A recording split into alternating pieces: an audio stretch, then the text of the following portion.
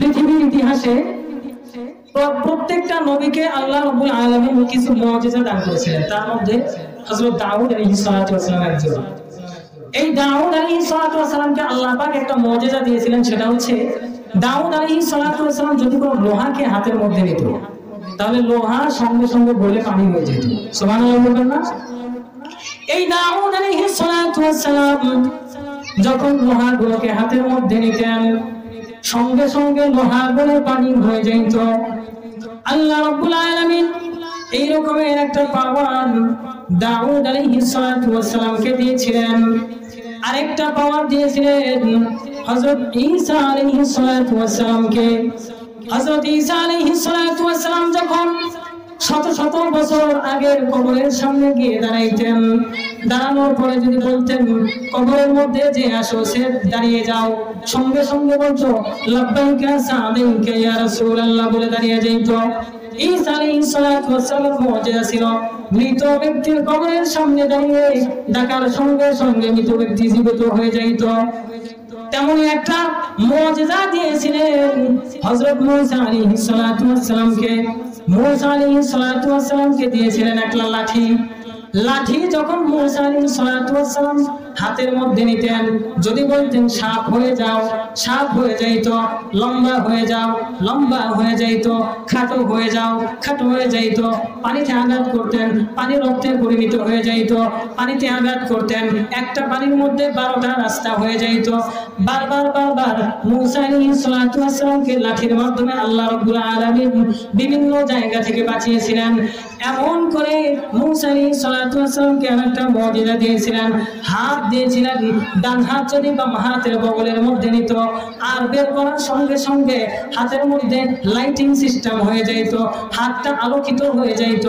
আর আমাদের পয়গম্বর মুহাম্মদুর রাসূলুল্লাহ সাল্লাল্লাহু আলাইহি ওয়াসাল্লামকে আল্লাহ মুজিজা দান করেছিলেন। কেমন মুজিজা? আল্লাহ রাব্বুল আলামিন বলেন, বন্ধুরে আমি তোমাকে এমন একটা মুজিজা দিয়ে দুনিয়ার মধ্যে প্রেরণ করলাম, ও বন্ধু দুনিয়ার কোনো মানুষের মতো মুজিজা দেই নাই, অন্যান্য নবীদের মতো কোনো মুজিজা তোমাকে দেই নাই। তোমাকে একটা নয় দুইটা নয়, দীর্ঘ 23 বছরের মধ্যে আমি আল্লাহ রাব্বুল আলামিন তোমাকে 12,500 মুজিজা দান করেছি। আল্লাহ রাসূল সাল্লাল্লাহু আলাইহি ওয়াসাল্লামকে আল্লাহ পাক 12,500 মুজিজা দান করেছিলেন, কিন্তু বিন্দু পরিমাণ আল্লাহ রাসূলের কোনো অহংকার ছিল না। কোন নবীর অহংকার হয়েছিল খেয়াল করেন। আল্লাহর পয়গম্বর হযরত সুলাইমান আলাইহিস সালাতু ওয়াস সালামকে আল্লাহ গোটা দুনিয়ার রাজত্ব দান করেছিলেন। এই সারা পৃথিবীর রাজত্ব করেছিল দুইজন মুসলমান আর দুইজন হলো কাফের। এই দুইজন মুসলমানের মধ্যে এক নম্বরে ছিল পয়গম্বর সুলাইমান আলাইহিস সালাতু ওয়াস সালাম, আর দুই নম্বর ছিলেন যুলকারনাইন অর্থাৎ বাদশা সিকান্দার নামে আমরা যাদেরকে চিনি। এই দুইজন আল্লাহ রাব্বুল আলামিনের পক্ষ থেকে সারা দুনিয়া রাজত্ব করেছিল। আল্লাহ রাব্বুল আলামিন বলেন এই দুইজনের মধ্যে একজন হলো সুলাইমান আলাইহিস সালাতু ওয়াস সালাম। খেয়াল করবেন অহংকারের শুরু কোথায় থেকে। এই যে সুলাইমান আলাইহিস সালাতু ওয়াস সালামকে আল্লাহ রাব্বুল আলামিন রাজত্ব দান করলেন, রাজত্ব দান করার পরে সুলাইমান আলাইহিস সালাতু ওয়াস সালাম তার সিংহাসনে বসে পড়লেন। সিংহাসনে বসার পরে প্রত্যেকটা মানুষের রক্ত গরম হয়ে যায়, প্রত্যেকটা মানুষের মধ্যে অহংকার চলে আসে, প্রত্যেকটা মানুষের মধ্যে তাকাব্বুর চলে আসে। ঠিক সুলাইমান আলাইহিস সালাতু ওয়াস সালামের মধ্যে সেম কাহিনী ঘটলো। সুলাইমান আলাইহিস সালাতু ওয়াস সালাম সমস্ত রাজ দরবারের উজির নাজির যারা ছিলেন সবাইকে ডাক দিলেন, একত্রিত করলেন, সামনে সমাবেষ্ট করলেন, ডেকে ডেকে বললেন, শোনো, বয়স তো আমার কম হয় নাই, আমার তো বিবাহের বয়স হয়ে গেছে, আমার তো বিবাহ শাদী করার দরকার। তোমরা সবাই মিলে সারা দুনিয়ার মধ্যে, সারা দেশের মধ্যে এলান করে দাও পয়গম্বর সুলাইমান আলাইহিস সালাতু ওয়াস সালাম বিবাহ করবেন। কেমন মেয়েকে বিবাহ করতে চান সুলাইমান আলাইহিস সালাতু ওয়াস সালাম? সবার মধ্যে যে সমস্ত ব্যক্তিবর্গ ছিলেন সবাই একে একে জিজ্ঞেস করতে থাকলেন, পয়গম্বর আপনার জন্য তো কন্যা দেখা হবে, মেয়ে দেখা হবে, কেমন মেয়েকে বিয়ে করতে চান, কেমন মেয়েকে জীবন সঙ্গিনী করতে চান, কেমন মেয়ে বলে আপনার সহধর্মিণী হয়ে যাবে। পয়গম্বর সুলাইমান আলাইহিস সালাতু ওয়াস সালাম বলে, শোনো শোনো শোনো ও আমার মুসলিমদের কেরাম, ও আমার দেশবাসী, ও আমার জাতিবাসী, ও আমার উম্মতেরা, আমি কেমন মেয়ে চাই শোনো। এক নম্বর গুণ হলো যেই মেয়েকে আমি বিয়ে করবো অবশ্যই মেয়েটাকে আল্লাহ ওয়ালি হতে হবে। এক নম্বর গুণ কি লাগবে? আল্লাহ ওয়ালি হতে হবে। খেয়াল করেন তিনটা টপিক। এক নম্বর ধৈর্য, দুই নম্বরে আল্লাহর প্রতি ভরসা, তিন নম্বর হচ্ছে মহিলারা আশা ভরসা আল্লাহর উপরে করে না, আল্লাহর উপরে ভরসা রাখে না। মহিলাদের জন্য ওয়াজ। এক নম্বর কথা বললাম, সুলাইমান আলাইহিস সালাতু ওয়াস সালাম দাবি করলেন সর্বপ্রথম আল্লাহ ওয়ালি হতে হবে। দুই নম্বর শর্ত হচ্ছে মেয়েটাকে অবশ্যই পর্দাশীল হতে হবে। তিন নম্বর অবশ্যই মেয়েটাকে ভদ্র হতে হবে, নম্র হতে হবে। চার নম্বর কথা হচ্ছে মেয়েটাকে পর্দাশীল হতে হবে। চার নম্বর কথা হচ্ছে মেয়েটাকে অবশ্যই ভালো ফ্যামিলির হতে হবে, অর্থাৎ বংশধারী হতে হবে। আর পাঁচ নম্বর বক্তব্য হচ্ছে এমন মেয়েকে আমার জন্য খুঁজে এনে দাও, মেয়েটা যেন সুন্দরী হয়, মেয়েটা যেন রূপবতী হয়, মেয়েটা যেন চক্ষু শীতল করার মতো হয়। পাঁচটা বর্ণনা দিলেন। এক নম্বর হচ্ছে মেয়েটাকে আল্লাহ ওয়ালি হতে হবে, দুই নম্বর হচ্ছে মেয়েটাকে নম্র ভদ্র হতে হবে, তিন নম্বর হচ্ছে মেয়েটাকে পর্দাশীল হতে হবে, চার নম্বর হচ্ছে মেয়েটাকে বংশধার হতে হবে, পাঁচ নম্বর হচ্ছে মেয়েটাকে সুন্দরী হতে হবে। অবশ্যই পাঁচটা দাবি করার জন্য সুলাইমান আলাইহিস সালাতু ওয়াস সালামের যুক্তি আছে। কারণ সুলাইমান হচ্ছে সারা দুনিয়ার বাদশা। সারা দুনিয়ার বাদশা তো সাধারণ কোনো মেয়েকে বিবাহ করতে পারে না। সারা দুনিয়ার বাদশাহের স্ত্রী তো দুনিয়ার সাধারণ কোনো মেয়ে হতে পারে না। আল্লাহর পয়গম্বর সুলাইমান আলাইহিস সালাতু ওয়াস সালাম যখন এই পাঁচটা ঘোষণা দান করলেন, পাঁচটা ঘোষণা পাওয়ার পর সমস্ত মানুষগুলো, সমস্ত ব্যক্তিবর্গগুলো জায়গায় জায়গায় ছড়িয়ে দিলেন। বাজার ঘাট, মাঠে ঘাটে এলান হয়ে গেল আল্লাহর পয়গম্বর সুলাইমান আলাইহিস সালাতু ওয়াস সালাম বিবাহ করতে চান। এখান থেকে আরেকটা কথা শুনেন, সুলাইমান আলাইহিস সালাতু ওয়াস সালামের এক বর্ণনায় এসেছে সুলাইমান আলাইহিস সালাতু ওয়াস সালাম 1000 বিয়ে করেছিলেন। কত হাজার? 1000-এর উপরে বিয়ে করেছিলেন। ওই সময় জায়েজ ছিল। আর সুলাইমান আলাইহিস সালাতু ওয়াস সালামের টার্গেট কেমন ছিল সেটা শুনবেননি। সুলাইমান আলাইহিস সালাতু ওয়াস সালাম টার্গেট করেছিলেন যদি আমি 1000 বিয়ে করি, আমার 1000 স্ত্রী হয়, তাহলে প্রতি বছর আমার ঔষধজাত 1000 সন্তান জন্ম নেবে। আর 1000 সন্তানই দ্বীনের পথে খাটবে। আর দুনিয়ার মধ্যে মুসলমানের সংখ্যা বেড়ে যাবে। সবগুলো যত সন্তান আমার বিবি বাচ্চা হবে, যত সন্তান আমার বিবাহিত স্ত্রীর গর্ভ থেকে হবে, সমস্ত সন্তানগুলো দ্বীনের কাজে লেগে যাবে। এই নিয়ত করে সুলাইমান আলাইহিস সালাতু ওয়াস সালাম 1000 বিয়ে করেছিলেন। পয়গম্বর সুলাইমান আলাইহিস সালাতু ওয়াস সালামের যুক্তি ঠিক ছিল, কিন্তু সর্বপ্রথম বিয়ের কথা শুনেন। যখন এলান হয়ে গেল সুলাইমান আলাইহিস সালাতু ওয়াস সালাম বিবাহ করবেন, মেয়ে কেমন খুঁজতেছেন? মেয়ে হতে হবে রূপবতী, গুণবতী, ধনবতী, পর্দানিশীল, সুন্দরী হতে হবে। সারা দুনিয়ার মধ্যে এলান হয়ে গেল। এলান হওয়ার পরে একজন আরেকজনকে বলা বলি করে। বাজারের মধ্যে একজন জেলে মাছ বিক্রি করার জন্য গেছে। কে গেছে? 3 নাম্বার পয়েন্ট শুনেন। 1 নাম্বার পয়েন্ট অহংকার, 2 নাম্বার ধৈর্য, আল্লাহর প্রতি বিশ্বাস, 3 নাম্বার হচ্ছে আশা। 3 নাম্বার কি? আশা। 3 নম্বরের ঘটনা আশা। এই যে সুলাইমান আলাইহিস সালাতু ওয়াস সালামের এলান মাছ বাজারেও চলে গেছে। একজন জেলে মাছ বিক্রেতা মাছ নিয়ে বসে আছে, মাছ বিক্রি করবে। সুলাইমান আলাইহিস সালাতু ওয়াস সালামের একটা এলান মুসল্লিয়ানে কেরাম শোনাইতেছেন, শোনো। আমাদের পয়গম্বর সুলাইমান আলাইহিস সালাতু ওয়াস সালাম বিবাহ করার জন্য ইচ্ছা পোষণ করেছেন। 5টা গুণের কথা তিনি বলেছেন। এই 5টা গুণ যদি কোনো মেয়ের মধ্যে থাকে তাহলে সেই মেয়েকে সুলাইমান আলাইহিস সালাতু ওয়াস সালাম বিবাহ করবেন। 1 নাম্বার গুণ, অবশ্যই মেয়েটাকে আল্লাহওয়ালি হতে হবে। মুস্কি যে ব্যক্তিটা হাসে, দুই নাম্বার গুণ হলো অবশ্যই মেয়েটাকে নম্র ভদ্র হতে হবে, মুস্কি মুস্কি জেনে হাসে। তিন নাম্বার মেয়েটাকে পর্দাশীল হতে হবে, ওই যে মাছ বিক্রেতা হাসে। চার নাম্বার বংশধর হতে হবে, মাছ বিক্রেতার চোখের মধ্যে পানি চলে এসেছে। পাঁচ নাম্বার যখন বললেন অবশ্যই মেয়েটাকে রূপবতী হতে হবে, আবার ওই যে মাছ বিক্রেতা হেসে দিয়েছে। চারটা গুণ বলার পরে হাসছে, একটা গুণ বলার পরে কেঁদেছে, একটা গুণ বলার পরে কান্নার কারণ হলো তার ঘরে একটা কন্যা আছে। মনে মনে ভাবতেছে, আরে আমার কন্যাটা আল্লাহ ওয়ালি, বড় ভদ্র, পর্দা নিষেধ, আমি বাবা ব্যতীত অন্য কোনো পুরুষ তাকে কোনোদিন দেখে নাই জন্মের পরে। আর চার নাম্বার গুণের কথা বলেছেন বংশধর হতে হবে। আমি তো গরিব মানুষ, আমার তো টাকা পয়সা কিছু নাই, এক বেলা যদি মাছ মারি পরের বেলা পেটে আহার জোগায়, আর যদি এক বেলা মাছ না পাই তাহলে দ্বিতীয় বেলা আমার পেটে ভাত যায় না। এই জায়গায় তো আমি লো হয়ে গেলাম, ডাউন হয়ে গেলাম। আর পাঁচ নাম্বার গুণ হলো রূপবতী। আমার মেয়েটা মাশাআল্লাহ, আমার মেয়েটাকে যদি এই সুলাইমান আলাইহিস সালাতু ওয়াস সালামের বাদশাহিত্বের রাজত্বে ছেড়ে দেওয়া হয়, আমার বিশ্বাস এই দুনিয়ার সব থেকে সুন্দরী মেয়ে হবে আমার মেয়ে। এই জেলে মনের মধ্যে বড় আশা আর বড় কষ্ট নিয়ে বাড়িতে ফিরে গেলেন। যাওয়ার পরে দুনিয়ার সব মানুষের নিয়ম হলো বাড়িতে গিয়ে আগে বিবির সঙ্গে আলোচনা করে, স্ত্রীর সঙ্গে আলোচনা করে। এই জেলে মাছ বিক্রি করে সন্ধ্যাবেলা বাড়িতে গিয়ে সর্বপ্রথম তার স্ত্রীর সঙ্গে আলোচনা করলেন, বিবি তোমার সঙ্গে একটা ঘটনা শেয়ার করতে যাই। বলে কি ঘটনা বলো? বলে আজকে বাজারের মধ্যে একটা এলান শুনে আসলাম, পয়গম্বর সুলাইমান আলাইহিস সালাতু ওয়াস সালাম বিবাহ করার জন্য এলান করেছে। শোনো, তোমার কন্যার মধ্যে চারটা গুণ আছে, যে চারটা গুণ সুলাইমান আলাইহিস সালাতু ওয়াস সালাম খোঁজে, কিন্তু একটা গুণ তোমার মেয়ের মধ্যে নাই।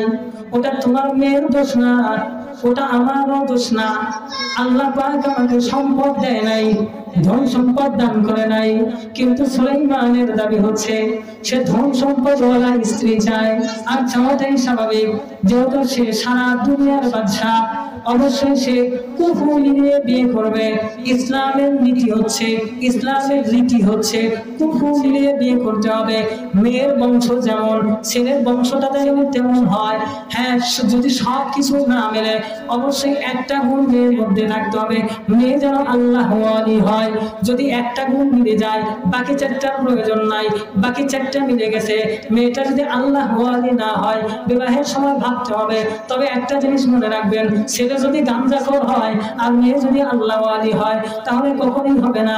আর মেয়ে যদি সারা দুনিয়ায় ডেটিং করে বেড়ায় আর ছেলে যদি আলেম হয় তার সঙ্গেও বিবাহ সম্ভব না। মেয়ে যেমন ছেলে তেমন হতে হবে।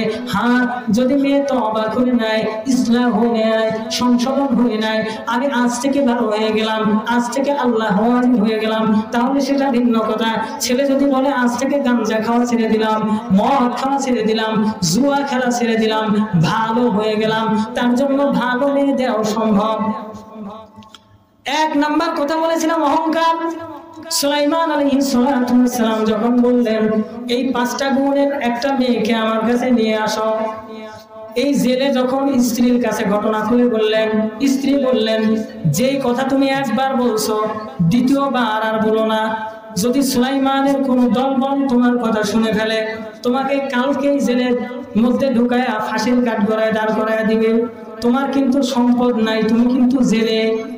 তুমি যদি সুলাইমানের সঙ্গে মেয়েকে বিবাহ দিতে চাও, সুলাইমান কিন্তু তোমাকে জেলের মধ্যে ঢুকায়া যাবজ্জীবন কারাদণ্ড দিয়ে দিবে।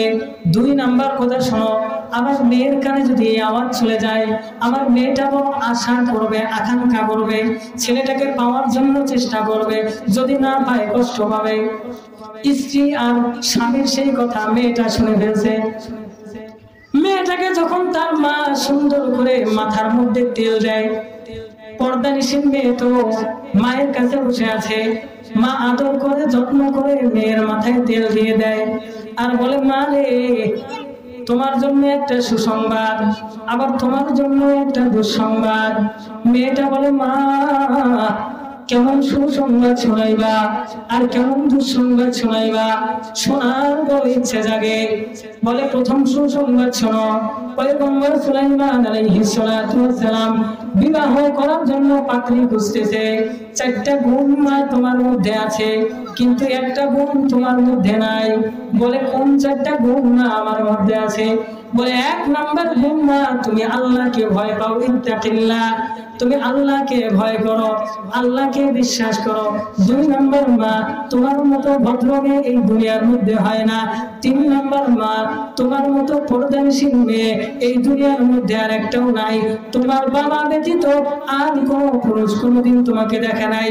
4 নাম্বার গুণ যেটা তোমার মধ্যে নাই মা, সেটা হচ্ছে তোমার বাবা জেলে, কিন্তু সুলাইমান আলাইহিস সালাতু ওয়াস সালাম বলেছে তাকে যেই মেয়ে বিবাহ করবে মেয়েটাকে বংশধর হতে হবে, টাকাওয়ালা হতে হবে। মানে 5 নাম্বার গুণ হচ্ছে অবশ্যই মেয়েটাকে সুন্দরী হতে হবে। ও মা, আমি আর তোমার বাবা জানি এই দুনিয়ার মধ্যে যদি তোমাকে আমরা একবার ছেড়ে দেই, সারা দুনিয়ার সমস্ত ছেলেরা একবার যদি তোমার দিকে তাকায় পাগল পারা হয়ে যাবে, এত সুন্দর চেহারা তোমার। মেয়েটা শোনার সঙ্গে সঙ্গে চোখে পানি চলে আসছে, কান্না জড়িত কণ্ঠে বলে, মা আমি আশা করে ফেললাম আমি সুলাইমানের স্ত্রী হব। এই কথা বলার সঙ্গে সঙ্গে মেয়েটার মা একটা থাপ্পড় লাগাই দিছে। মেয়েটার মা নিজের চোখেও পানি, কন্যার চোখেও পানি, আবেগ ভরা কণ্ঠে মেয়ের গালের মধ্যে চড় লাগাই দিছে। কেন এই আশা করলি হতভাগী? তোর বাবা তো জেলে, তোর বাবার তো টাকা পয়সা নাই, তোর জন্য তো এমন ছেলেকে বিবাহ করা সাজে না, এমন আশা তোমার জন্য বলে না মা। আজকে থেকে সুলাইমানকে স্বপ্ন দেখা বাদ দিয়ে দাও। মেয়ে মনে মনে মনে চিন্তা করে, মা যতই তুমি আমাকে বলো আমি সুলাইমানকে পাওয়ার আশা ছেড়ে দিব, কিন্তু আমি হেরে যাওয়ার পাত্রী নয়। আমি এক আল্লাহকে পরিপূর্ণ বিশ্বাস করি, আমি এক আল্লাহকে বিশ্বাস করি, আমি আল্লাহর সবগুলো আইন কানুন মানি, আমি পর্দা করি মা। আল্লাহ আমাকে রূপ দান করেছে, সম্পদ আমি নিজের জন্য না, সম্পদ আল্লাহ আমাকে দেয় নাই, এটা আমার কোনো দোষ না। আল্লাহ যদি দিত আমি পাইতাম। আল্লাহ সবগুলো গুণের মধ্যে 3টা গুণ আমি নিজে অর্জন করেছি। 1 নাম্বার আল্লাহ আমি নিজে হয়েছি, আমি তৌফিক পেয়েছি, আল্লাহ আমাকে দান করেছে। 2 নাম্বার আমি নম্র ভদ্র নিজের থেকে হয়েছি। 3 নাম্বার আমি নিজের থেকে পর্দা করেছি। আর 4 নাম্বারটা আল্লাহ আমাকে দেন নাই। 5 নাম্বারটা আল্লাহ আমাকে ইহসান করে সুন্দর চেহারা দান করেছে। আল্লাহ যদি 4টা আমাকে দান করতে পারে, 5 নাম্বারটা যে আল্লাহ দেয় নাই, 5 নাম্বার ওয়ালার সঙ্গে আল্লাহ আমাকে মিলায়া দিতে পারে। আল্লাহ আমাকে সম্পদ দেয় নাই, কিন্তু সম্পদওয়ালা জামাই তো চাইতে না করেন নাই। আমি আজকে থেকে আশা করলাম সুলাইমানের স্ত্রী হব। 1 নাম্বার কথা, অহংকার করা যাবে না। 2 নাম্বার বলেছিলাম আশা ছাড়া যাবে না, আশা ছাড়া যাবে না। আল্লাহর উপরে ভরসা করতে হবে, কোন মানুষের কাছে না, কোন মানুষের কাছে না। এই যে দেখেন মেয়েটা আল্লাহর প্রতি আশা করবে, মেয়েদের জন্য আজ এই মেয়েটা মনে মনে চিন্তা করে, আল্লাহর কাছে দোয়া করে, আর কান্না করে বসে বসে প্রেমিকের নামে চিঠি লাগে। প্রেমিকের নাম হচ্ছে সুলাইমান আলাইহিস সালাতু ওয়াস সালাম, সারা দুনিয়ার বাদশা। প্রেম পত্র লিখতেছে কিন্তু জেলের মেয়ে। খেয়াল করবেন, ঘুরে ঘুরে বসে লাখ টাকার স্বপ্ন দেখার মতো এই জেলের মেয়ে চোখের পানি দিয়ে দিয়ে গাল বেয়ে বেয়ে পড়ে আর সুন্দর করে করে লিখে, ওগো পয়গম্বর সুলাইমান আলাইহিস সালাতু ওয়াস সালাম, আপনি হলেন আমার দিলকে ধারকান, অন্তরের তামান্না। যেই দিন আমার মায়ের মুখে শুনেছি আপনি এই জামানার পয়গম্বর, আপনি বিবাহ করতে চান 4 গুণওয়ালা মেয়ে, 5 নাম্বার গুণ আমার মধ্যে নাই, 4টা গুণ নিয়ে আপনার কাছে চিঠি লিখলাম। আল্লাহ পাক আমাকে সম্পদ দেয় নাই। আপনি যদি চান 1000 বছর নয়, 2000 বছর নয়, হাজার হাজার বছর নয়, আজকের থেকে নিয়ে বিবাহের দিন থেকে নিয়ে মৃত্যু পর্যন্ত আপনার গায়ের পা থেকে নিয়ে মাথা পর্যন্ত সমস্ত শরীরে যদি পোকাও লেগে যায়, পোকা খেয়ে পচে দুর্গন্ধ হয়ে যায়, সুলাইমান একটা গুণ না থাকার কারণে যদি আপনি আমাকে কবুল করেন, আপনার স্ত্রী হওয়ার কারণে, আপনার মতো আল্লাহ ওয়ালা স্বামী পাওয়ার কারণে আমি মৃত্যু পর্যন্ত আপনার গায়ে যদি হাজার হাজার লক্ষ লক্ষ পোকাও লেগে থাকে, আপনাকে কোনোদিন ছেড়ে যাব না। এই সুন্দর করে কান্না জড়িত কণ্ঠে একটা চিঠি লিখলেন। চিঠিটা ডাক পিয়নের মাধ্যমে সুলাইমান নবীর কাছে পৌঁছিয়ে দিলেন। অনেক বড় ঘটনা, আমি সংক্ষেপ করে নিয়ে আসতেছি, যেহেতু সময় কম। খেয়াল করবেন, সুলাইমান আলাইহিস সালাতু ওয়াস সালামের কাছে সমস্ত চিঠিগুলো একত্রিত করা হলো। সুলাইমান আলাইহিস সালাতু ওয়াস সালাম রাজ দরবারে ঘোষণা করলেন, কি ব্যাপার, এতদিন হয়ে গেল, তোমাদের কাছে কতগুলো চিঠি এসেছে, আমার কাছে নিয়ে আসো। অনেকগুলো মানুষ হাসাহাসি করতে লাগলো, পয়গম্বর আপনি অতি দ্রুত বিয়ে করে ফেলেন। কেন? বলে দ্রুত বিয়ে না করলে জেলের মেয়ে, মুসির মেয়ে, তাঁতির মেয়ে, যার মেয়ে যেভাবে পারতেছে আপনাকে চিঠি লেখা শুরু করছে, আমাদের লজ্জা লাগে, শরম লাগে, আপনার সামনে কেমন করে এই চিঠিগুলো তুলে ধরি। সুলাইমান আলাইহিস সালাতু ওয়াস সালাম বলে, এত বড় সাহস! আমি হলাম সারা দুনিয়ার পয়গম্বর, আমি হলাম সারা দুনিয়ার বাদশা, আমি হলাম সারা দুনিয়ার বাদশা, আমাকে চিঠি লিখবে সম্ভ্রান্ত পরিবারের মেয়ে, আমাকে জেলের মেয়ে চিঠি লিখেছে, দেখি দেখি দাও তো কি চিঠি লিখেছে। চিঠি পড়ে দেখে সুলাইমান আলাইহিস সালাতু ওয়াস সালাম, কত সুন্দর লেখা, কত সুন্দর লেখা, কত সুন্দর আবেগ মাখা কণ্ঠে মেয়েটা লিখেছে। কিন্তু মেয়েটার বাবা জেলে। সুলাইমান আলাইহিস সালাতু ওয়াস সালাম যখনই দেখলেন মেয়েটার বাবা জেলে, সঙ্গে সঙ্গে বললেন, আমার মতো এত প্রভাবশালী, আমার মতো এত বড় পয়গম্বর, আমি হলাম পয়গম্বরের সন্তান, পয়গম্বর, আমাকে জেলের মেয়ে কিভাবে প্রস্তাব দিল, তার তো সাহস কম না। টান দিয়ে চিঠিটা ছিঁড়ে ফেললেন, উড়িয়ে দিলেন, সঙ্গে সঙ্গে আরশে মহল্লার মধ্যে ধাক্কা লেগে গেছে।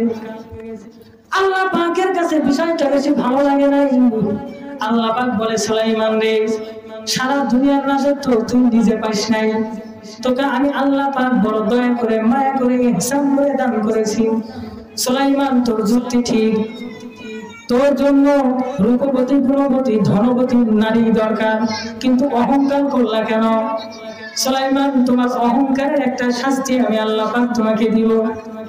তুমি যে অহংকার করেছো, তোমার অহংকারের একটা শাস্তি। আর মেয়েটাকে আল্লাহ পাক সুসংবাদ দান করলেন, তুমি যে আমি আল্লাহর প্রতি বিশ্বাস করে, আল্লাহর প্রতি আশা করে সুলাইমানের কাছে চিঠি লিখেছো, অবশ্যই অবশ্যই আমি আল্লাহ পাক তোমার আশাটাকে পূরণ করব। এই যে আল্লাহ পাকের প্রতি আশা আর অহংকার, দুইটার মধ্যে এখন ঝামেলা বেজে গেল। খেয়াল করবেন, সুলাইমান আলাইহিস সালাতু ওয়াস সালাম অহংকার করার কারণে আল্লাহ রাব্বুল আলামিন তাকে কিভাবে দেখেন শাস্তি দেয়। সুলাইমান আলাইহিস সালাতু ওয়াস সালামের প্রত্যেকটা নবীদের মতো তারও একটা মুজিজা ছিল। তার মুজিজা ছিল হাতের আংটি। মুজিজা কি ছিল? হাতের আংটি। সুলাইমান আলাইহিস সালাতু ওয়াস সালামের হাতের মধ্যে যতক্ষণ আংটি থাকতো, ততক্ষণ সারা দুনিয়ার সমস্ত জিন, সমস্ত মাখলুকাত, এমনকি পিঁপড়া পর্যন্ত তার কথা শুনতো। সুলাইমান আলাইহিস সালাতু ওয়াস সালাম যখন রাস্তা দিয়ে হেঁটে যাইতেন, তখন পিঁপড়ারা কি বলতো একজন আরেকজনকে, সুলাইমান সেটাও বুঝতেন। সুলাইমান আলাইহিস সালাতু ওয়াস সালাম পিঁপড়ার ভাষাও বুঝতেন, পাখির ভাষাও বুঝতেন, জিনের ভাষাও বুঝতেন, দানবের ভাষাও বুঝতেন, সবার ভাষাই বুঝতেন। এমনকি সুলাইমান আলাইহিস সালাতু ওয়াস সালামের দুইটা বডিগার্ড ছিল, দুইটা কেয়ারটেকার ছিল, ডান এবং বামে দাঁড়িয়ে থাকতো, দুইটাই ছিল জিন। দুইটাই কি ছিল? জিন ছিল। খেয়াল করেন, সুলাইমান আলাইহিস সালাতু ওয়াস সালামের হাতের মধ্যে আংটি। আল্লাহ পাক আংটি দেওয়ার সময় সুলাইমানকে বললেন, সুলাইমান শোনো, আংটি দান করেছি, কিন্তু খবরদার আংটি নিয়ে কখনো বাথরুমে যাইবা না। কোথায় যাওয়া যাবে না? ওয়াশরুমে যাওয়া যাবে না। ওয়াশরুমে যখন যাইবা আংটিটা খুলে যাইও। সুলাইমান আলাইহিস সালাতু ওয়াস সালামের সব থেকে যেটা প্রিয়, সব থেকে যেটা দামি, সব থেকে বিশ্বস্ত যেই খাদেম ছিলেন, তার নাম হচ্ছে আসিফ বিন বুরখিয়া। নাম কি ছিল? আসিফ বিন বুরখিয়া। ইনি ছিলেন সব থেকে বিশ্বস্ত দেহরক্ষী। সুলাইমান আলাইহিস সালাতু ওয়াস সালাম যখন বাথরুমে যাইতেন এই আসিফ বিন বরখিয়ার কাছে তার আংটিটা রেখে যাইতেন, কিন্তু এই আসিফ বিন বরখিয়াকে সুলাইমান পয়গম্বর একটা আদেশ করেছিলেন, খবরদার যতক্ষণ পর্যন্ত আমার রাজপ্রাসাদে থাকবা কখনো তুমি ডান এবং বাম দিকে তাকাইবা না, সব সময় সামনের দিকে তাকিয়ে থাকবা। কিয়ামত হয়ে গেলেও আমার অনুমতি ছাড়া ডান এবং বাম দিকে তাকাইতে পারবা না। সুলাইমান আলাইহিস সালাতু ওয়াস সালাম বাথরুমে গেলেন, যাওয়ার সময় এই যে আসিফ বিন বরখিয়া এর কাছে হাতের আংটি দিলেন, আর দেওয়ার পরে বললেন, খবরদার আমি ছাড়া এই আংটি কারো হাতে দিবা না, ডান এবং বাম দিকে তাকাইবা না। আল্লাহ বলে এখন থেকেই খেলা শুরু। ওই যে বাম দিকের একটা ইয়া ছিল, দেহরক্ষী ছিল, ওটাও ছিল জিন্নাত। এর মনে মনে একটু শয়তানি ছিল, আমি সুলাইমান হব, সুলাইমানের মতো রাজত্ব নেব। এই শয়তানি চিন্তার মনোভাব কোথায় থেকে পাইছে? আল্লাহ পাকের পক্ষ থেকে পরীক্ষা স্বরূপ। এই সুলাইমান আলাইহিস সালাতু ওয়াস সালাম যখন বাথরুমের মধ্যে গেলেন, এই জিন্নাত সঙ্গে সঙ্গে সুলাইমান আলাইহিস সালাতু ওয়াস সালামের আকৃতি ধারণ করলেন, আর ওই আসিফ বিন বরখিয়ার সামনে গেলেন। কিছুক্ষণ পরে আসিফ বিন বরখিয়ার সামনে গিয়ে বললেন, আমার আংটি দাও। আসিফ বিন বরখিয়া ডান বাম তাকানো নিষেধ করেছেন। তিনি এক নজরে দেখলেন এটা সুলাইমান আলাইহিস সালাতু ওয়াস সালাম। সুলাইমানের আকৃতি, এই জন্য সে ডান বামে আর না তাকিয়ে যদি ডান বা বামে তাকাইতো সাথে সাথে বুঝে ফেলতো এটা না আমার সহকর্মী, এটা না আমার সহকর্মী, বাম দিকে নাই। কিন্তু ডান বামে তাকানো নিষেধ, এজন্য কোনো দিকে না তাকাইয়া আংটিটা ওই শয়তানের হাতে তুলে দিয়েছে। খেয়াল করেন, শয়তান আংটি পাওয়ার সঙ্গে সঙ্গে হাতের মধ্যে ভরে দিয়েছে, নিয়েই গেছে, খবরদার শোন, কিছুক্ষণ পরে একটা ভেজাইল্লা সুলাইমান আসবে, কিছুক্ষণ পরে ডুপ্লিকেট একটা সুলাইমান আসবে, এসে বলবে আমি সুলাইমান নবী। আচ্ছা আংটি যাবে, সঙ্গে সঙ্গে মায়ের শুরু করে দিবি, ও কিন্তু ডুপ্লিকেট আংটি করে আমার হাতে। আর এই আংটির একটা মুজিজা হলো, যার হাতে থাকবে, যার কাছে থাকবে, সব মানুষ তার কথাই শুনবে। এই শয়তান আংটি পাওয়ার সঙ্গে সঙ্গে রাজত্ব শুরু করে দিল, সিংহাসনে বসে পড়ছে। সিংহাসনে বসেই আদেশ করলেন, একটু পরেই কিন্তু একটা সুলাইমান বের হবে, হুবহু আমার মতো দেখতে, সব কিছুই ঠিক আছে, কিন্তু হাতে আংটি নাই। যখনই বলবে আমি সুলাইমান, সাথে সাথে তাকে মেরে ফেলবা। আদেশ করার সঙ্গে সঙ্গে সবগুলো রক্ষী দাঁড়িয়ে গেলেন, অবশ্যই তার কথা শুনতে হবে। কিছুক্ষণ পর সুলাইমান বাথরুম থেকে বের হয়েছে, খেয়াল করেন, বাথরুম থেকে বের হয়ে ওই যে আসিফ বিন বরখিয়ার কাছে গেছে, গিয়ে বলে আমার আংটি কই দে। কিসের আংটি? এই দেখো বেচাইল্লা সুলাইমান আসছে।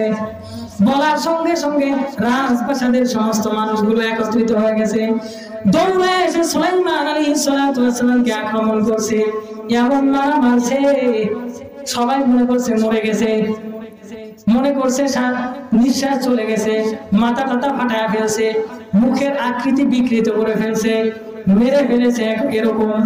সবাই মনে করছে মৃত, মনে করে নদীর পাশে ফেলে আসছে। খেয়াল করেন, কার পাশে? নদীর ধারে নিয়ে সুলাইমান আলাইহিস সালাতু ওয়াস সালামকে ফেলে দিছে। আর এইদিকে শয়তান রাজত্ব করতেছে সুলাইমানের হাল ধরে, কিন্তু সে রাজত্বে এসে উল্টাপাল্টা শুরু করছে। সে তো আর সুলাইমান পয়গম্বর না, একজনকে ধরে আর একজনকে মারে, একজনকে পারে আর একজনকে কাটে। মানে ওই যে এক ধরনের পোকা আছে, পোকা আমরা রুই বলি, রুই যতদিন পর্যন্ত পাখা না গজায় ততদিন পর্যন্ত মাটির মধ্যে থাকে, কাঠ খায়, মাটি খায়। আস্তে আস্তে যখন পাখা গজায় তখন উড়াল দিতে যায়, আর দেখবেন যখনই ডানা গজায় উড়াল দিলে ওর পাখা আবার হারায় ফেলে। হারানোর পরে একজন আরেকজনের লেঙ্গুতে কামড় দিয়ে আবার ঘুরে, মনে হয় ওর পাখা পাইছে, ওর পেছনে দৌড়ায়। ওর অবস্থা এমন হয়েছে, রাজত্ব পাইয়া এলোমেলো শুরু করে দিছে, যা মন চায় তাই করা শুরু করছে।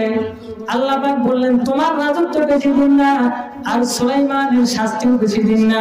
আমি শুধু সুলাইমান অহংকার করেছে এর একটা শাস্তি দিব, আর জেলের নিয়ে আশা করেছে আশাটা পূরণ করব।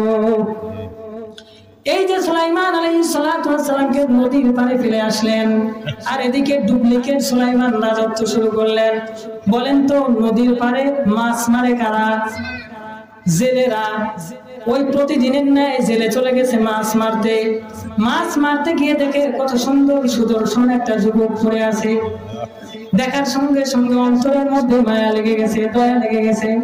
আর এত সুন্দর যুবক কে মানলো, কে ধরলো, কে তাকে এরকম কি করে শাস্তি দিল রে? খেয়াল করে দেখে যুবকের এখনো শ্বাস চলে। পানি ঢাললেন, মাথায় পানি দিলেন।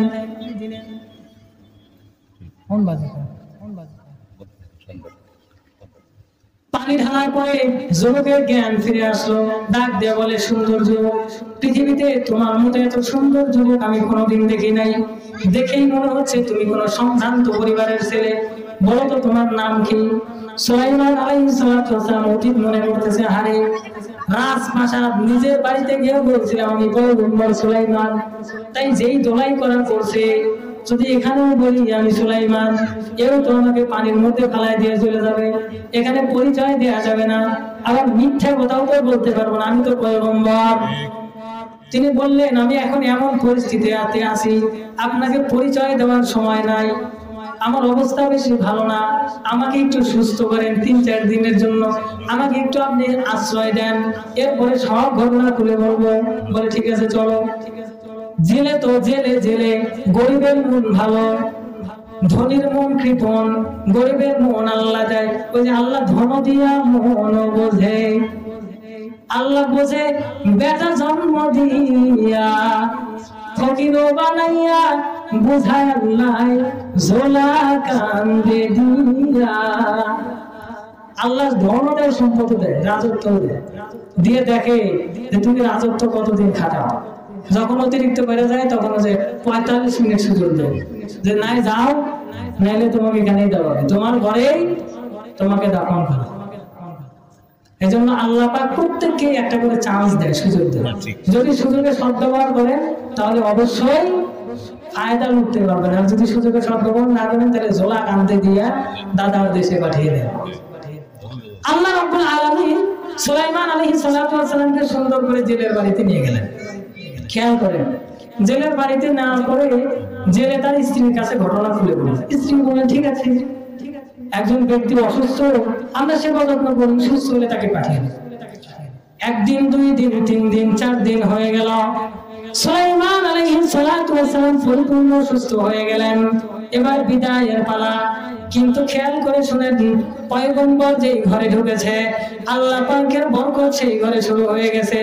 যেই দিন সুলাইমান আলাইহিস সালাম জেলের ঘরে ঢুকেছে, পরের দিন জেলে জাল নিয়ে মাছ মারতে যাওয়ার পরে প্রতিদিন 1-2টা মাছ পায়। ওই দিন পাল্লা ভরে মাছ পাইছে। জেলের মনে মনে বড় আনন্দ, মেহমান এসেছে, আর কত বড় মাছ পাইলাম। পরের দিন আরো বেশি পায়, তারপরের দিন আরো বেশি পায়। কিরে, এই যুবকের মধ্যে কি এমন ঘটনা আছে? যুবক আসার পর থেকে আমার ফ্যামিলির মধ্যে কত বরকত, এই যুবককে তো আর যেতে দেওয়া যাবে না। সুলাইমান আলাইহিস সালামের কাছে গিয়ে জেলে বলে, 4 দিন হয়ে গেছে তোমার বিদায়ের পালা, কিন্তু তোমাকে একটা অফার দিলাম, তুমি যদি আমার বাড়িতে কর্মচারী থাকো তাহলে তোমাকে আমি প্রতি মাসে 200 দিরহাম দেব, মানে 200 টাকা করে দিব। সুলাইমান আলাইহিস সালাম একদিকে মনে মনে চিন্তা করে কান্না করে, আল্লাহ, আমি ছিলাম সারা দুনিয়ার বাদশা, কি অপরাধ করলাম, কি বড় ভুল করলাম আল্লাহ, তুমি এক ধাক্কায় আমাকে রাজত্ব থেকে নামায়া 200 টাকার চাকরিতে নিয়ে আসলা। আল্লাহ, আফসোস নাই, কিন্তু তোমার কাছে একটা আরজি, যা শাস্তি দুনিয়াতেই দাও, যা ভুল করছি দুনিয়াতেই শাস্তি দাও, এর থেকে কঠিন শাস্তি দাও আল্লাহ, তোমার বন্ধুর খাতা থেকে নাম মুছে দিও না, কিয়ামতের ময়দানে যেন তোমার বন্ধু হয়ে তোমার দরবারে দাঁড়াইতে পারি। আল্লাহ পাক বলেন, পয়গম্বর, ছোট্ট একটা ভুল আর ছোট্ট একটা আশার কারণে তোমাকে এখানে নিয়ে এসেছি, বেশি দিন রাখবো না রে, বেশি দিন রাখবো না, একটু ধৈর্য ধরে থাকো। সুলাইমান মনে মনে চিন্তা করে, আমার তো ঘর নাই, বাড়ি নাই, যদি নিজ বাড়িতে ফিরে যাই আবার তারা মারবে, আর যদি এখানে থেকে যাই ভাতও পাবো, বেঁচেও থাকবো, সাথে সাথে কিছু উপার্জন হবে। মনে মনে এইটা চিন্তা করে বললেন, ঠিক আছে আমি থাকবো। ওখানে আমার পরিচয় দিলেন না, আর যদি আপনাদেরকে পরিচয়ের ঘটনা বলতে যাই বিশাল বড় হয়ে যাবে। বর্ণনা 3টা, একটা বর্ণনা এসেছে 40 দিন, একটা বর্ণনায় 6 মাস, একটা বর্ণনায় 1 বছর। এইটা তিনটার মধ্যে যে কোনো একটা আমরা 1 বছর ধরে নেই। 1 বছর সুলাইমান আলাইহিস সালাতু ওয়াস সালাম গোলামি করলেন কার বাড়িতে? জেলের বাড়িতে। খেয়াল করেন, জেলের বাড়িতে কিন্তু একটা মেয়ে আছে। ওই মেয়েটা হচ্ছে রূপবতী, গুণবতী, কিন্তু ধন নাই। 4টা গুণ আছে, একটা গুণ নাই, সম্পদ নাই। মেয়েটা আশা করে আছে সুলাইমানের স্ত্রী হবে, আল্লাহর কাছে প্রতি রাতেই দোয়া করতেছে। আর এদিকে সুলাইমানের রাজত্ব চলে গেছে, সুলাইমান এখন ওই বাড়িতেই থাকে। কিন্তু 1 বছরের মধ্যে সুলাইমান জানে না এই ঝুপড়ি ঘরের মধ্যে আর একটা মেয়ে থাকে, এই জেলের আরেকটা মেয়ে আছে, সুলাইমানও জানে না। সুলাইমান আলাইহিস সালাতু ওয়াস সালামের 1 বছর পূর্তি হয়ে গেল। এই জেলে মনে মনে চিন্তা করে, এই 1 বছরের মধ্যে আমার ঘরে কত সম্পদ, কত ধন সম্পদ হয়ে গেছে। এই যুবককে তো আর যেতে দেয়া যাবে না, এই যুবককে সারা জীবনের জন্য আমার বাড়িতে রেখে দিব, কিভাবে সম্ভব? আমার ঘরে তো একটা সুন্দর মেয়ে আছে, যুবকটাকে একটা অফার দিয়ে দেখি, দেখি তো যুবক মানে কিনা। কিন্তু অফার দিলেই তো হবে না, কমপক্ষে 2টা কারণ লাগবে। 1 নাম্বার হচ্ছে অবশ্যই যুবকের অনুমতি লাগবে, 2 নাম্বার কারণ হচ্ছে স্ত্রীর অনুমতি লাগবে। স্ত্রী কষ্ট করে কন্যাকে মানুষ করেছে, আর কন্যারও অনুমতির বিষয় আছে, কন্যা এই ছেলেকে বিবাহ করবে কিনা। এই অনুমতিগুলো না নিয়ে তো আমি বিবাহ দিতে পারি না। যুবককে প্রস্তাব করলেন, যুবক রে, আমার ঘরে একটা কন্যা সন্তান আছে, রূপবতী, গুণবতী, ধন নাই, কিন্তু আল্লাহ পাক তাকে এত সুন্দর আদব আখলাক দান করেছে। আমি 100-100 আমার মেয়ের ব্যাপারে গ্যারান্টি দিতে পারি। আমার মেয়ে জন্মের পরে কোনো যুবকের সঙ্গে দেখা দেয় নাই। আমার মেয়ে আল্লাহ ওয়ালি, আল্লাহকে একমাত্র ভয় করে। আমার মেয়ে বড় নম্র, বড় ভদ্র। আমার মেয়ের পৃথিবীর সব থেকে বেশি সৌন্দর্য আল্লাহ পাক দান করেছে। কিন্তু এর সুলাইমান, আমার কিন্তু সম্পদ নাই, আমার কিন্তু ধন সম্পদ নাই। আমার মেয়েকে বিবাহ করবা কিনা, আমার মেয়েকে তুমি স্ত্রী হিসাবে গ্রহণ করবে কিনা? সুলাইমান মনে চিন্তা করে, ওই যে চিঠি, কি রে, আমার কাছে জেলের মেয়ের চিঠি গেল, আর আমি প্রত্যাখ্যান করলাম। আজকে জেলের মেয়ের অফার, না জানি ওই মেয়েটাই নাকি, না জানি ওই মেয়েটাই আমাকে প্রস্তাব করলো নাকি। ঠিক আছে, আমও পাইলাম, ছাড়াও পাইলাম, ঘর বাড়ি নাই, বউ ফিরি, তাও 4 গুণওয়ালা। সম্পদ না থাকলে কি হবে? আমারই তো কিছু নাই, ঝোলা জঙ্গল সব আন্টির মধ্যে, আর আন্টি তো আরেকজন নিয়ে রাজত্ব শুরু করে দিছে। আপনার মেয়েকে আমি বিবাহ করতে রাজি। স্ত্রীর কাছে চলে গেলেন, শুনো, আমার বাড়িতে একটা কর্মচারী আছে, জানো নাকি? খুব ভালো, হায় রে সুন্দর ছেলেটা, যে দেখতে যেমন সুন্দর, আদবওয়ালা, আখলাকওয়ালা, আলেম। ছেলেটা বাড়িতে আসার পর থেকে কি বরকত, গ্রামের মধ্যে, এলাকার মধ্যে এর মতো ভালো চাওয়ালি হয় না। তুমি এরকম গ্যারান্টি দিতে যাবো? তাহলে আমার মেয়েটাকে তার সাথে বলি, কয় কি আমার বাড়ির কর্মচারী ভাড়া থাকে, ও কথা ভালো না, ও কথা ভালো না, ওর সাথে আমার মেয়ে বিয়ে দিই। হায় হায় হায়, আমার বাড়ির বাদ না দিলেও বাদ দিতে পারবি না। তুমি আমার পিঠে সম্পর্কে তোমার ধারণা আছে? যে সুন্দর মেয়ে আমার, যেমন সুন্দরী, যেমন রূপবতী, তেমন গুণবতী, মেলা ভালো চাওয়ালের সাথে বিয়ে। তোমার প্রস্তাবে আমি রাজি না। জেলেও খুব চালাক, বলে তুমি তো এভাবে সোজা হবি না, তুই বাঁকা হাত দিয়ে তৈরি, সোজা আঙ্গুল দিয়ে মেয়েদের ঘি ওঠে না, আঙ্গুল একটু বাঁকাইতে হবে। জেলে বাজারে চলে গেলেন, দোকানদারকে গিয়ে বললেন, তোর দোকানের সব থেকে দামি কাপড়টা আমারে দে। সব থেকে সুন্দর একটা শাড়ি কিনলেন। বাজার থেকে গিয়ে গোলাপের দোকানে গেলেন, ফুলের দোকানে গেলেন, সব থেকে ভিআইপি ফুল কিনলেন, সুবাস কিনলেন, সেন্ট কিনলেন, চুড়ি কিনলেন, পাউডার কিনলেন, লাল পিতা, লাল ছুরি, সবকিছু কিনে এরপরে একটা প্যাকেটিং করলেন, বাড়ির মধ্যে আসলেন। রাত্রিবেলায় স্ত্রীর কাছে গেলেন, দুর্বল জায়গায় হাত দিতে গিয়ে বললেন, স্ত্রী, তোমার জন্য একটা লাল শাড়ি, লাল ছুরি, লাল ফিতা, লাল আলতা, সবকিছু নিয়ে আসছি, তুমি গ্রহণ করো। ঠিক আছে, কিন্তু মনে মনে চিন্তা করে, মতলব বেশি ভালো না। জীবনে কোনোদিন এত সুন্দর উপহার দেয় নাই, আজকে উপহার দেওয়ার কারণ কি? বলে, উপহার দিলাম, কিন্তু তোমার কাছে একটা জিনিস চাইবো, দিবা কিনা বলো? যদি দাও তাইলে তো ভালো, আর না দিলে আদায় করে দেওয়া। স্ত্রী মনে মনে চিন্তা করে, ও সব পরিকল্পনা করে আসছে, যদি মানি তাইলে ভালো, না মানলে আমার অবস্থা ভালো থাকবে না। ওর মেয়ে যার সাথে দেয় দিক আমি হ্যাঁ কয়ে দিই, নাহলে আমার খবর আছে। কারণ আমি বুঝছি তুমি কি করবে, আমি জানি তুমি কি বলবা, বলো আমি সঙ্গে রাজি আছি। বলে ভালোই ভালোই রাজি হ, তোর মেয়েকে এই ছেলের সঙ্গে বিয়ে দেব। আমি ভালো বুঝি না, তুই ভালো বুঝিস, আমার মেয়েকে আমি এই ছেলের সঙ্গে বিবাহ দেব। নাইলে এই দেখ সুন্দর শাড়ি আর এই পাশে বাটাম, যদি শাড়ি নাও তাইলে তো ভালো, আর যদি বাটাম খাও তাইলে তো আরো ভালো। স্ত্রী বলে বাটাম মারার দরকার নাই, তোমার মেয়ে যাকে ইচ্ছা তার কাছে দাও। এবার বলে এই তো তুমি আমার ভালো স্ত্রী, বিবাহের অ্যারেঞ্জ ম্যারেজ করবো। মেয়েটাকে বললেন মারে সুন্দর একটা পাত্র আছে, সব গুণ আছে মা, কিন্তু একটা গুণ নাই, এই ছেলেটা কিন্তু তোমার সুলাইমান না। দেখতে সুলাইমান নবীর মতোই সুন্দর, তার মতোই আখলাকওয়ালা, কিন্তু নারী সুলাইমানকে তো তুমি বিবাহ করতে পারবা না। সুলাইমান হলো এই সারা দুনিয়ার বাদশাহ, তাকে তুমি কখনোই পাইবা না।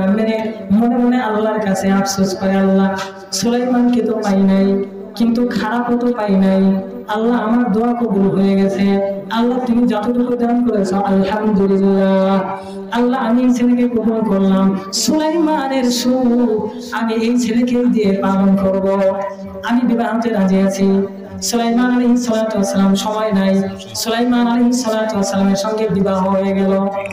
সুলাইমান আলাইহিস সালাতু ওয়াস সালাম মেয়েটাকে দেখার পরে মনে মনে চিন্তা করে, আরে ওই চিঠিটা আমি পেয়েছিলাম, চিঠির সঙ্গে যে চিঠিতে লেখা ছিল সবগুলো গুণ এই মেয়ের মধ্যে আছে, এই মেয়েটাই না জানি সেই মেয়ে নাকি, কিন্তু মুখ ফুটে বলে না, বললে আমার স্ত্রী যদি ডিভোর্স করে তুমি সেই সুলাইমান, মিথ্যা কথা বল। এই জন্য চুপ করে আছেন। সুলাইমান আলাইহিস সালাতু ওয়াস সালাম বিবাহ করলেন। খেয়াল করবেন পরের দিন সুলাইমান আলাইহিস সালাতু ওয়াস সালাম শ্বশুরের সঙ্গে মাছ মারতে গেলেন। এদিকে একটা কাণ্ড হয়ে গেছে, 1 বছরের মধ্যে শেখ হাসিনার মতো দুনিয়াটাকে লন্ড ভন্ড করে ফেলেছে ওই যে জালেম ফেরাউন। ওই যে সুলাইমান আলাইহিস সালাতু ওয়াস সালামের রূপ ধরে সারা দুনিয়াটাকে এলোমেলো করে ফেলছে। ডান দিকে দাঁড়িয়ে আছে কিন্তু আসিফ বিন বরখিয়া। আসিফ বিন বরখিয়া মনে মনে চিন্তা করে, আমাদের পয়গম্বর সুলাইমান তো এত খারাপ না, আমাদের পয়গম্বর তো জীবনে কোনোদিন কোনো মানুষ খুন করে নাই, জীবনে কোনোদিন দেশের মধ্যে খারাপ আচরণ করে নাই, জীবনে কোনোদিন আমার সঙ্গে খারাপ আচরণ করে নাই। এই সুলাইমান তো সেই সুলাইমান হয় না। সে যখন এলোমেলো শুরু করছে, আমিও তার আদেশ অমান্য করব, আমি ডান থেকে বাম দিকে তাকাবো। এইটা মনে মনে চিন্তা করে বাম দিকে তাকিয়ে দেখে ওই যে খারাপ একটা ইয়ে ছিল, জিন ছিল, ও তো তার সিংহাসনে নাই। ও বুঝতে পারছে, আর ওর মুখের দিকে ভালো করে তাকিয়ে দেখে জিন জিনকে চিনে, তাকিয়ে দেখে এ না ওই দেহরক্ষী। সঙ্গে সঙ্গে বলছে ধর, এই নেই তো সুলাইমানের দেহরক্ষী, তো আসল সুলাইমান না। সবাই বুঝে পেয়েছে কি এতদিন দেশের মধ্যে ডুপ্লিকেট সুলাইমান বানাইল, ওই দিন ওয়াশরুমে যাওয়ার পরে ডুপ্লিকেট সুলাইমান, আসলেই তো সুলাইমান না। ধাওয়া শুরু করছে। ওই আসিফ বিন বরখিয়া ছিল শক্তিশালী জিন, আর এ ছিল নরমাল। ওই আসিফ বিন বরখিয়া যদি ওকে ধরে ও মরে যাবে, এজন্য ও দৌড় শুরু করছে। দৌড়াইতে দৌড়াইতে নদীর পাড়ে চলে গেছে। খেয়াল করেন, নদীর পাড়ে যা বলে, এখন যদি আমি এই নদীর মধ্যে ঝাঁপ দিই আমি মরে যাবো, আবার যদি এর সামনে ধরা দেই তাও আমার অবস্থা খারাপ আছে। টান দিয়ে হাতের আংটিটা খুলে ফেলছে। রাজত্ব আমার দরকার নাই, যতক্ষণ আংটি থাকবে ততক্ষণ রূপ তো সুলাইমানের থাকবে। আংটি খুলে পানির মধ্যে ঢেল দিয়ে পালাই দিছে। রাজত্ব আমার লাগবে না, জীবন আগে বাঁচাই। জীবন বাঁচাই উদাও হয়ে গেছে, আর আংটিটা পানির মধ্যে পড়ে গেছে। আংটিটা এত সুন্দর দেখতে, জল জল জল জল করতেছে। নদীর মধ্যে পড়ার সঙ্গে সঙ্গে নদীর একটা বড় মাছ মনে করছেন, না জানি এই জিনিসটা খেতে কত বড় স্বাদ। সাপ মনে করে আংটিটা কক করে গিলে ফেলছে। গিলে ফেলার সঙ্গে সঙ্গে সারা নদীর সমস্ত রাজত্ব আল্লাহ ওই মাছকে দান করেছে। মাছ এবার রাজত্ব পেয়ে গেছে পেটের মধ্যে। আংটি যাওয়ার সঙ্গে সঙ্গে সমুদ্রের যত মাছ ছিল সবগুলো মাছ এই মাছের পেছনে দৌড় শুরু করছে। মাছ মনের আনন্দে আরো দৌড়ায়, আর এই পেছনে পেছনে মাছরা আরো দৌড়ায়। ওই পায়ে গেছে রাজত্ব, ও আনন্দে দৌড় শুরু করছে। এদিকে জামাই শ্বশুর ভোরবেলা মাছ মারতে আসছে, বিসমিল্লাহির রহমানির রহিম বলে প্রথম যখন জালটা পানির মধ্যে ফেলছে আর ওইদিকে মাতাল হইয়া মাছটা দৌড় মারছে, এসে জালের মধ্যে আটকা পড়ে গেছে। সঙ্গে সঙ্গে সব মাছ এই জালের মধ্যে আটকা পড়ে গেছে। জেলে আর জেলের জামাই দুইজন মিলে টেনে মাছ আর সামনে উঠাইতে পারে না, এত ভার কি যে উঠছে। জামাই শ্বশুর মিলে টাইনা টাইনা উপরে তুলে দেখে সর্বনাশ, একটা ফাঁস হতে বাদ নাই। এত মাছ মনে মনে জেলে চিন্তা করে, তুমি আমার জামাই হলে যে এত লাভ, এটা যদি আমি আগে জানলাম প্রথম দিন তো বিয়ে দিয়ে দিই। এত বড় মাছ আর সাথে এতগুলো মাছ আমি যদি আগে জানলাম নি এই ছেলের সাথে মেয়ে বিয়ে দিলে এত লাভ, আমি না প্রথম দিনই বিয়ে দিয়ে দিলাম। মনের আনন্দে এক খেয়ে মাছ হয়ে গেছে। জামাই শ্বশুর বাড়ি বেরাবো না, শ্বশুর মনে মনে চিন্তা করে প্রত্যেক দিনই তো মাছ বাজারে বিক্রি করে, আজকে আমার মেয়ের বিয়ে হয়েছে, নতুন বিয়ে হয়েছে, বড় মাছটা বাজারে বিক্রি করবো না, বড় মাছটা বাড়িতে রান্না করে আমার জামাইকে মাছের মাথা খাওয়াবো। আমি তো গরিব মানুষ, জামাইকে বেশি কিছু খাওয়াইতে পারবো না, কিন্তু এই বড় মাছটা তো আমি আমার জামাইকে খাওয়াইতে পারবো। এই যে সুলাইমান আলাইহিস সালাতু ওয়াস সালামকে খাওয়ানোর চিন্তা ভাবনা করলেন, মাছটা নিয়ে গেলেন। মাছ নিয়ে যাওয়ার পরে স্ত্রীকে বললেন, বিবিরে সুন্দর করে কেটে বেছে রান্না করো, রান্না করে জামাইকে এই মাছটা পরিবেশন করো। বিবি বললেন, প্রথম মাছ তোর স্বামী মেরে আনছে, মারে মাছটা তুই কর। মেয়ে মাছ করতে নাই গা, বিসমিল্লাহ বলে যখন পেটটা ফালছে, সঙ্গে সঙ্গে পেটের মধ্যে থেকে আংটিটা বের হয়ে আসছে। আংটিটা দেখে মেয়ের মনের মধ্যে ফুর্তি জেগে গেছে। সময় যেহেতু কম, শেষ করে দেই। সুলাইমান আলাইহিস সালাতু ওয়াস সালামের বিবি মনে মনে চিন্তা করে, এত সুন্দর আংটি, কত স্ত্রীরা বিয়ের রাত্রিতে স্বামীকে কত কিছু গিফট করে, আমি তো আমার স্বামীকে কিছু দিতে পারি নাই, এই আংটিটা আমার স্বামীকে আমি আজ রাতে গিফট করবো বাসর রাতে। সুলাইমান আলাইহিস সালাতু ওয়াস সালামের স্ত্রী মনে মনে খুশি হইয়া আংটিটা গিটের মধ্যে বেঁধে ফেললেন, কাছে রাখলেন।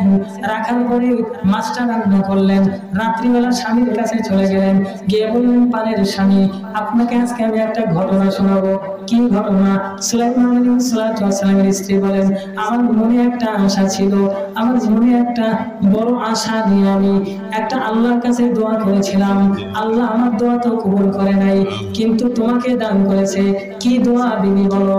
বলে, তোমাকে আমি বলবো, যেহেতু তুমি আমার স্বামী, তোমাকে তোমার কাছেই বলতে হবে। এক নাম্বার দোয়া, সুলাইমান আলাইহিস সালাতু ওয়াস সালাম নামে এই দেশের মধ্যে একটা বাদশা আছে, নাম জানো নাকি? মনে মনে আমি তো সেই সুলাইমান, কি বলবো? এই সুলাইমান আলাইহিস সালাতু ওয়াস সালাম বিবাহ করতে চাইছিলেন, আর আমি তার স্ত্রী হওয়ার জন্য ইচ্ছা পোষণ করেছিলাম। সুলাইমান আমার চিঠি ছিঁড়েছিল, আর আমি বলেছিলাম, আল্লাহ, সুলাইমান আমাকে অহংকার দেখিয়েছে, আল্লাহ সুলাইমানকে তুমি আমার স্বামী হিসেবে কবুল করে নিও। আল্লাহ আমার এই দোয়াটা কবুল করে নাই, কিন্তু তোমার মতো একটা স্বামী দান করেছে। দুই নাম্বার ইচ্ছা, সুলাইমান আলাইহিস সালাতু ওয়াস সালাম রূপবতী, গুণবতী, সবকিছু চেয়েছিল, আমার মধ্যে ছিল। স্বামীর সুলাইমানকে তো পাই নাই, আপনাকে পেয়েছি।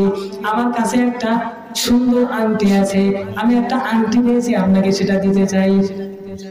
সুলাইমান আলাইহিস সালাতু ওয়াস সালাম বলে, কিসের আংটি, একটু দেখাও তো। সুলাইমানের স্ত্রী যখন আংটিটা বের করছে, সুলাইমান আলাইহিস সালাতু ওয়াস সালাম দেখার সঙ্গে সঙ্গে অজ্ঞান হয়ে গেছে। এটা আমার আংটি, কোথা থেকে লই আসলো? বিয়ে করলাম ছেলে মেয়েকে, আর আমার আংটি আমার কাছে চলে আসলো, আমার আংটি। এটা চিন্তা করে অজ্ঞান হয়ে গেছে। মেয়ে দৌড় দিয়ে মায়ের কাছে চলে গেছে, মা রে, কেমন ছেলের সঙ্গে আমাকে বিয়ে দিলা, এই ছেলের অবস্থা তো বেশি ভালো না, এই ছেলে তো আমাকে দেখে অজ্ঞান হয়ে গেছে।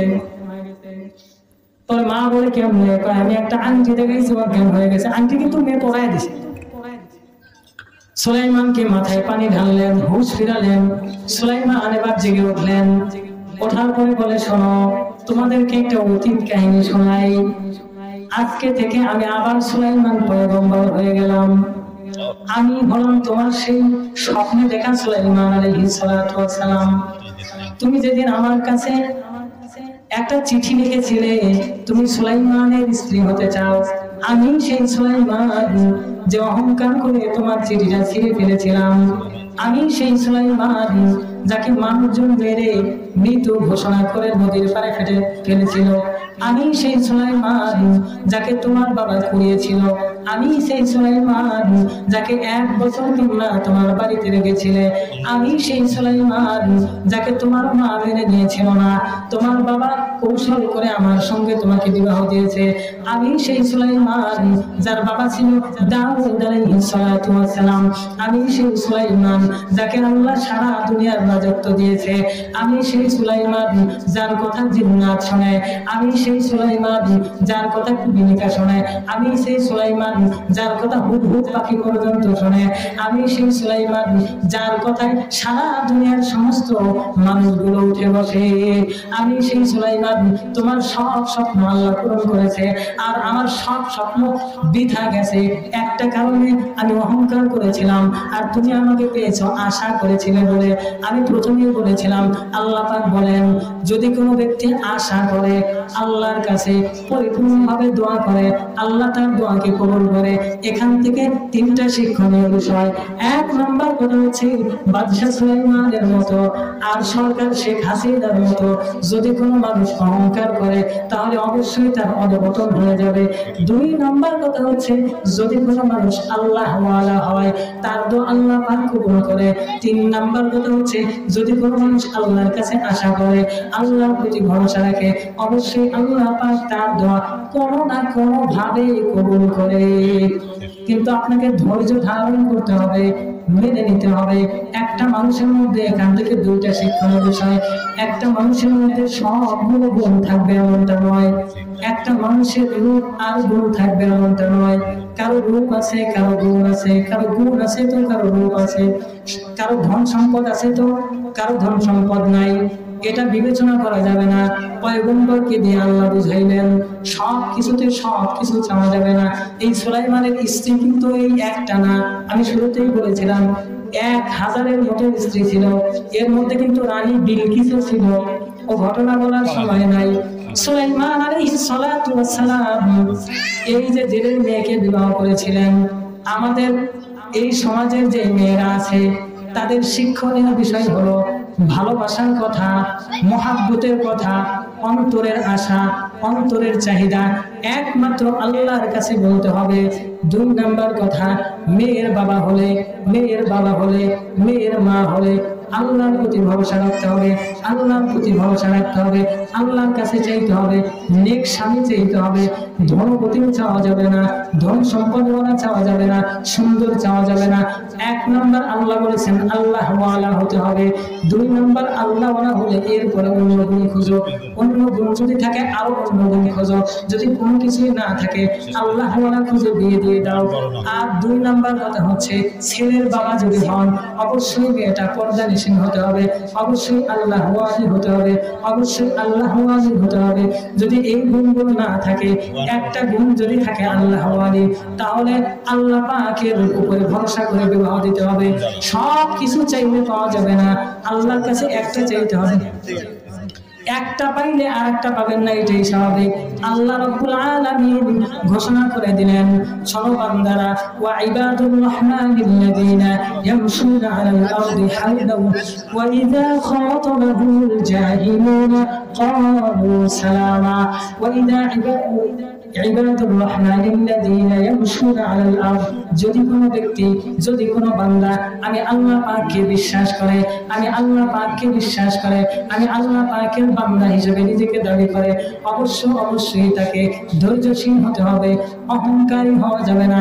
অহংকার হলো একমাত্র আমি আল্লাহ পাকের চাদর, যদি কেউ আমার চাদর নিয়ে টানাটানি করে তাহলে তাকে আমি ঘাড় ধরে তার সিংহাসন থেকে নামিয়ে দিব।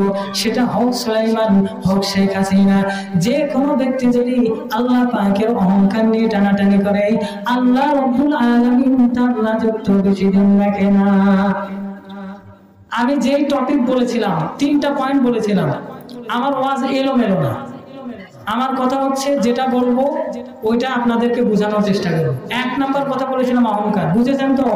অহংকারের পতন, ধৈর্যের ফল পাওয়া যায় যে এটা বিশ্বাস করেন, এবং যদি কেউ আল্লাহর প্রতি আশা রাখে সেটা যে পাওয়া যায় এটা বিশ্বাস করেন। মনে মনে এখন বলবেন যে সব বুঝলাম, সব বিশ্বাস করলাম, কিন্তু মানব না, কিন্তু আমরা মানব না। আমরা জাতে মাতাল তালে ঠিক, এজন্যই আমাদের নাম বাঙালি। আমরা হচ্ছে ভাতে মাছে বাঙালি বাবু। অতীতে বাপ দাদারা যা করে আসছে, যেভাবে রীতিনীতি চলে আসছে, আমরা এভাবে করব। কিন্তু এখান থেকে শিক্ষা নেয় প্রত্যেকটা মানুষকে আল্লাহ সব গুণ দিবেন এমনটা না। হ্যাঁ, সবগুলো গুণের অধিকারী ছিল হচ্ছে পয়গম্বর যারা ছিলেন তারা। এটা আল্লাহ পাক ঘোষণা করে দিয়েছে। এটা অন্য একটা আয়াতের মধ্যে আছে।